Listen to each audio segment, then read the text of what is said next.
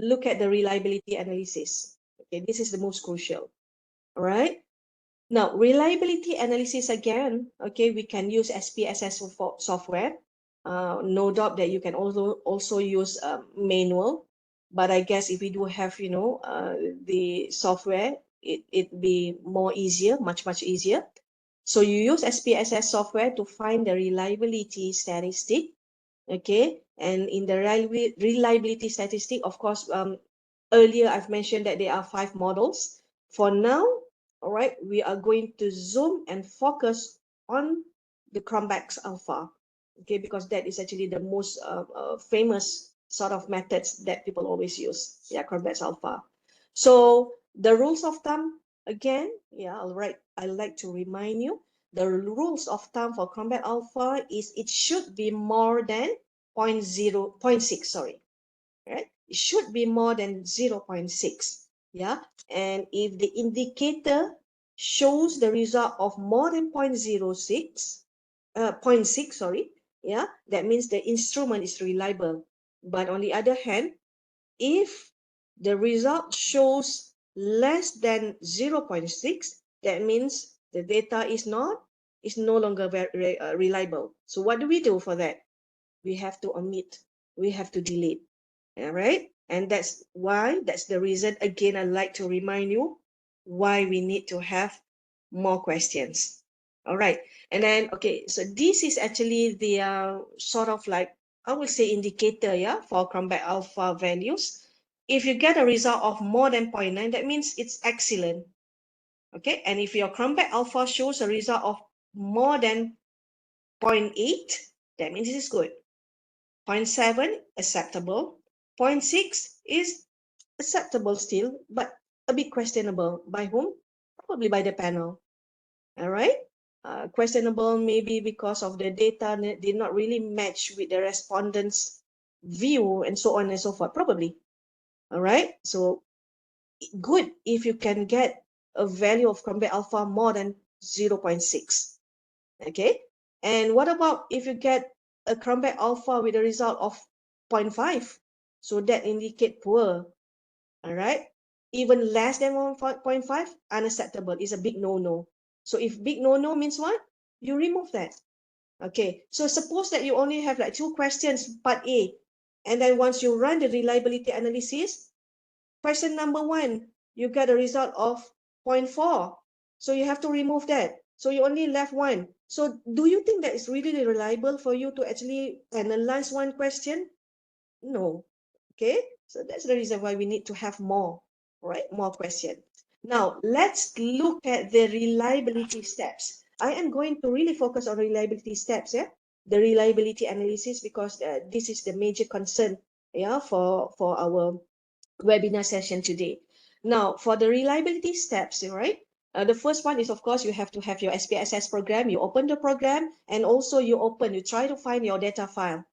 Yeah, you open your data file. Supposedly that you wanted to, make a survey or make a research about the intervention of entrepreneurial activities in Malaysia among business students, assuming. All right. So you'll give the data file name of entrepreneur intention, assuming. All right. So you try to find the data file, whatever name that you gave earlier. All right. And then once the data file is there, you choose analyze. Remember, in the menu down up there, we do have few, right? And you choose analyze. Once you click, or once you choose analyze, you choose scale, because once you choose analyze, there'll be a drop down button. You choose scale, and after that there'll be another drop down button. You choose reliability analysis box. Okay, I'll show you this later step by step. All right, choose analyze, scale, and then after is the reliability analysis box, and then you enter all the variables to the entry items box. Okay, in the items box itself, you enter all the variables into the item box, and then there'll be one small component there which shows a menu of which is called a statistic. You click that, yeah, statistic. I'll show you, yeah, later, statistic. And then you go to reliability analysis box.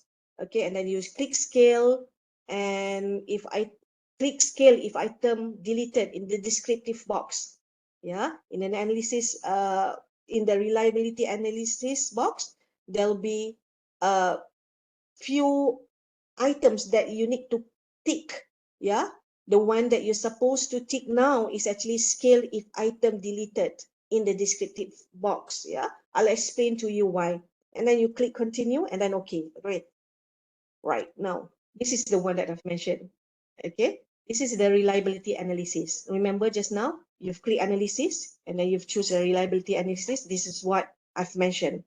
Yeah, this is what I've explained just now. All right, you've choose analyze, and there'll be a scale. You click or you choose reliability analysis box, and there goes where you get this analysis box. Yeah, reliability analysis box. And then what is this? What is the items? What is the items all about? So the item is actually all the questionnaire that you are going to analyze, all the questionnaire that you are going to test. Supposedly that in your questionnaire, you have like 3 parts. Part A is bibliography of the respondent. You ask your respondent bibliography, where they stay, range of age, and so on and so forth. So that is the first one. Second, about their intention to be an entrepreneur, let's say. Third is their skills. Okay, so the second means that part B, yeah, you ask everything about why they want to be an entrepreneur. Suppose that this questionnaire is for you to make a research about the intention for university student to become an entrepreneur. Contoh lah, assuming. All right, so that's the reason why we do have part B for that. And then part C is actually the probably the analysis that you want to see whether they can be resilient or not once they turn up to be an entrepreneur. Contoh, ya. So for this item, you are going to evaluate part B. All right, intention for them to become an entrepreneur. Part B, you have 7 questions or you have 5 questions. So what you'll do in this reliability analysis, they will appear all the questionnaire that you have texted, not only part B, but also part A and also part C. All right, so suppose that you have 5 items each. For each parts, you have 5 items. So if you have like 3 parts, that means you have 15 items, right? So out of 15, you are not supposed to choose all and then move to this box here, to this item box here. So you choose only the items that is relevant, that is the items that you are going to observe, the items that you are going to analyze. Supposedly that you want to analyze part B first. So part B, you have 5 questions. So you click each question, say 1, 2, 3, 4, 5, and then this arrow is supposed to be that way, because this one I've already, I've already put and I've already choose. So that's why once I choose here, okay, the arrow turn it to that way, to the main, main box. Why? Because in the event, if I found that this item, one of those items is no longer relevant, or maybe it's not belongs to the part that I'm going to assess, so I can always click there and click the arrow sign, and it return back to the main menu here. All right. Okay. Now that's the first one. That's the first step. Second step is that you have to select all the items. That this is the one I've seen. All right. You have now like 5 items here. Now this, if you look at the items here, yeah, the lesson is interesting, teacher is effective, time is sufficient, and so on and so forth. Now this is actually, I took a research, I took a questionnaire from a research made for students who did pre and also post of English tests. Okay, it depends on whatever questions that you've set, right? And also step 3, now you have to select the model required. Here, if you look at the reliability analysis box, look back at the reliability analysis box, in a model, it shows alpha, right? So that's the one that we want to measure. That's the one that we want to, not measure, but that's the one that we are going to use. Yeah, use model, alpha model, because there's a lot of other models. Remember 5 models that I've explained earlier, right? So for this, we will use alpha, Crobach Alpha. All right, now, step 4, what will we do? Once you click Crobach Alpha just now, you click OK, and then they'll appear a reliability analysis statistic. Okay, there are few boxes, yeah, few what's it called, the yeah, small boxes here, all right, which indicates the intention for you, yeah, what sort of like analysis that you want to take, and so on and so forth. All right, so in this statistic, yeah, under the descriptive for, you choose or you click all of the component that we have here: item, the scale if deleted. Item means the item itself, because when you get the result, it shows what are the items, what are the questions, and also it shows the scale, what are the results, the scale. All right, and scale if item deleted means that, say for example, remember, if you get a result of Crobach Alpha less than 0.5, that means it's a good, is bad, right? It's not validate, all right, and it's not reliable. So we want to know which item that really give a bad result, yeah, for the whole entire analysis. So that's the reason why we click here. You get me? All right, now that is descriptive for. And in the item inter item box, you click or you tick correlations. For summaries, you tick means, yeah. For ANOVA table, just put none. All right, and then you click continue. All right, and then once you click continue, there'll be another box, yeah, a pop-up box. The initial pop-up box will appear, and then you click OK, because you want to run your reliability. Okay, right. So once you click OK, you'll get this result. It's actually vertical side. Yeah, this one I'll just, you know, segregate it accordingly so that I can show you in one slides. Right, now the first one is actually, it will show you the case processing summary. So in this case, yeah, we do have like valid cases 69, excluded cases 31, and total 100. What does that mean? So this total 100 means that we have 100 cases. That means our questionnaire we've distributed to 100 respondents, right? Out of 100 respondents, only 69 is valid, whereas the rest, the remaining 31, is excluded. Why is it so? Maybe they miss one of the questions, maybe it's not valid, or one of the question they just simply tick and scratch everything, and so on and so forth. So it's not reliable. All right, so the one that we can only use for now is actually 69. Okay, and next you also get to use the reliability statistic. All right, so for this case, yeah, you've run the reliability test, right? And you've got the result of 0.535. Remember our rule of thumb for Crobach Alpha, it should be what? More than 0.6. So in this case, since it's lower than 0.6, yeah, less than 0.6, which is 0.535, and of course you have like 5 items, more, maybe because you are actually testing part B. All right, so that means it's something wrong somewhere, and it really indicate that your data is not really reliable. You cannot really depend on the data itself. Maybe one of the question is actually not good, or so on and so forth. All right, next. Okay, the third box that appear, yeah, in the reliability output is actually item statistic. Yeah, item statistic will show the mean, yeah, the mean per rata, the mean, of each items. So here in this event, we have like, in this case, we do have like 5 items. So it indicates means for each of those items. And also it indicate that 69, N means the case lah. Only 69 is valid, right? And also representing the standard deviation. All right. Next, we also have this inter-item correlation matrix. All right, inter-item correlation matrix. Now, when you look at this, yeah, inter-item correlation matrix, item 1 is actually showing all negative. Yeah, item 1 matching with item 2, item 1 matching with item 3, 1 with 4, 1 with 5.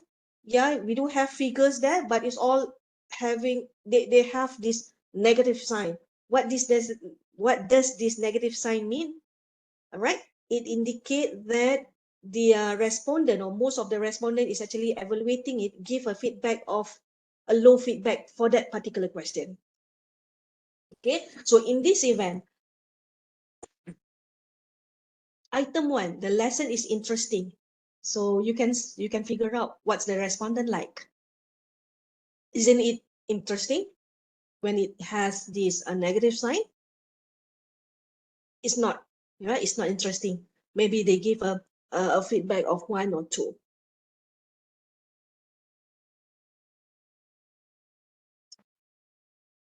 Okay, and on the other hand, if let's say, for example, the result is positive, that means the respondent is giving a positive sign.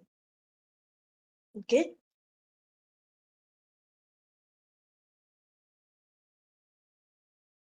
All right, now the last box is actually box number 5.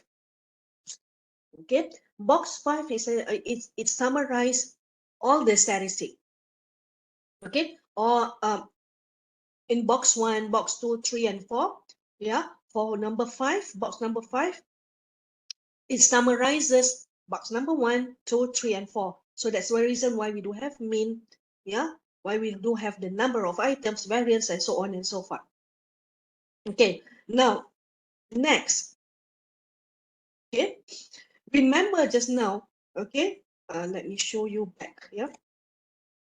Okay, remember this box here. Yeah, the reliability analysis statistic box. We do click scale, or we do tick scale if item deleted.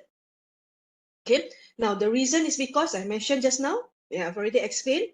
The reason is because if in the event that our Crobach Alpha is not really attractive, yeah, in this case, we only have like 5.535. That means it's poor, really. The reliability test is actually poor.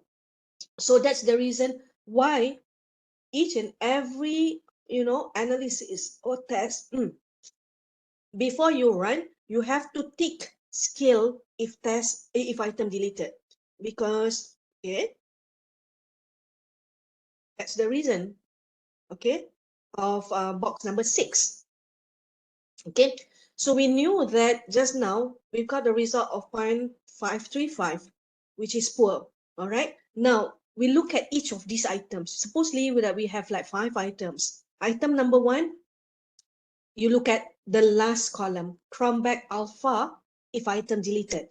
So if we delete item number 1, the Crobach Alpha result from 0.535, it will turn out to be 0.805, which is much way high, right? Which is much better than than the initial test that we've run.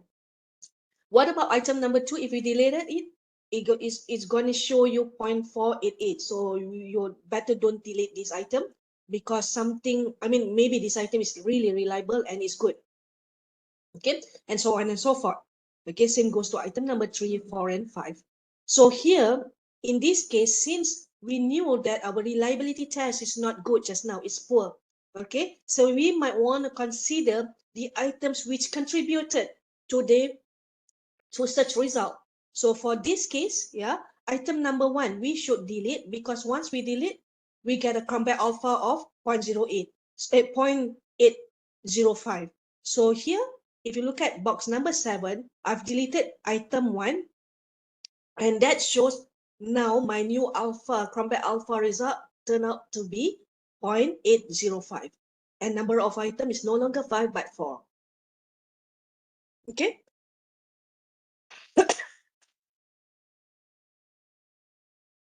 Okay, right, now that's all for now. That is actually for reliability output.